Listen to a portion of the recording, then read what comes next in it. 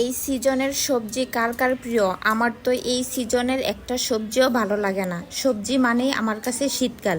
শীতকালের প্রতিটা সবজি আমার অনেক পছন্দ। আসসালামু আলাইকুম। আজ আমি আপনাদের সাথে শেয়ার করব একটা ভাইরাল রেসিপি। কাঁকরোল আমার কাছে অপছন্দের সবজি ছিল, আর এই রেসিপি একবার খাওয়ার পর থেকে বাজারে গেলে সবার আগে কাঁকরোলই চোখে পড়ে। আমি এখানে কয়েকটা কাঁকরোল নিয়েছি। কাঁকরোলের উপর আর নিচের অংশটা কেটে মাঝখান দিয়ে দুভাগ করে নেব। ভালো করে ধুয়ে লবণ পানি দিয়ে সিদ্ধ করে নিব 5 মিনিট।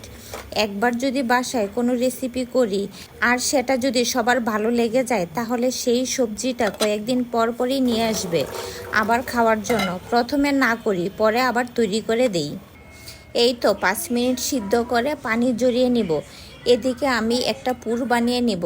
আমি কয়েক পিস চিকেন, পেঁয়াজ আর কাঁচামরিচ নিয়েছি। এই চিকেন, পেঁয়াজ আর কাঁচামরিচগুলো একদম কিমার মতো করে নিব, যাতে তাড়াতাড়ি সিদ্ধ হয়ে যায়। এদিকে কাঁকরোলগুলো ঠান্ডা হলে একটা চামচ দিয়ে ভিতরের অংশটা উঠিয়ে নিব। বাচ্চাদের কি বলবো, আমারই তো প্রতিদিন সবজি রান্না দিয়ে ভাত খেতে ইচ্ছে করে না। আর যেটা আমার পছন্দ না সেটা আমার রান্না করতেও ইচ্ছে করে না। তাই চেষ্টা করি সবজি দিয়ে একটু অন্যরকম কিছু করতে, যাতে পেট ভরে ভাত খেতে পারি। একটা বাটিতে মাংস কুচি, পেঁয়াজ কুচি, কাঁচামরিচ কুচি, একটা সিদ্ধ আলু গ্রেট করে দিব। আপনারা চাইলে নাও দিতে পারেন, শুধু মাংস দিয়েই করতে পারেন, শুধু মাংস দিয়েই হয়ে যাবে। আরও দিব লবণ, মরিচের গুঁড়া, গরম মশলার গুঁড়া, জিরার গুঁড়া, রসুন বাটা, 1 টেবিল চামচ চালের গুঁড়া, সয়া সস, আর দিব একটু হলুদের গুঁড়া আর একটু চিনি। সব একসাথে ভালো করে মিশিয়ে নিব। আপনারা চাইলে এই কাঁকরোলের মাঝখানের অংশটাও দিতে পারেন, যারা কাঁকরোলের বিচি পছন্দ করেন। আর আমার কাছে এই বিচির জন্যই কাঁকরোল খেতে ইচ্ছে করে না। এখন কাঁকরোলের মধ্যে এই পুরটা ভালো করে ভরে নিব। খুবই সহজ একটা রেসিপি, কিন্তু খেতে অসাধারণ, দেখতেও অনেক লোভনীয় লাগে। মেহমান আসলে আগের দিন অথবা সকালে এভাবে রেডি করে রেখে দিতে পারেন, শুধু খাওয়ার আগে গরম গরম ভেজে নিলেই হবে।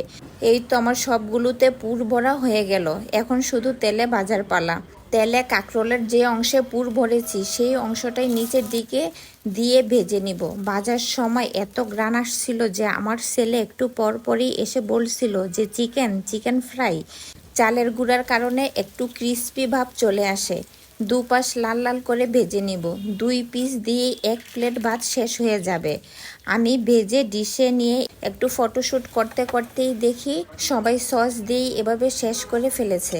এখন তো কাঁকরোলের সিজন। যাদের বাসায় কাঁকরোল খেতে চায় না, তারা এভাবে বানিয়ে দেখুন। ছোট বড় সবাই অনেক পছন্দ করে খাবে।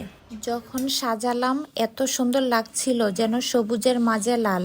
মন চাচ্ছিল না খেয়ে শুধু তাকিয়ে তাকিয়ে দেখি। আর ভিতরে একটু ক্রিস্পি ক্রিস্পি চিকেনের পুর, আর সস দিয়ে খেতেও অসাধারণ।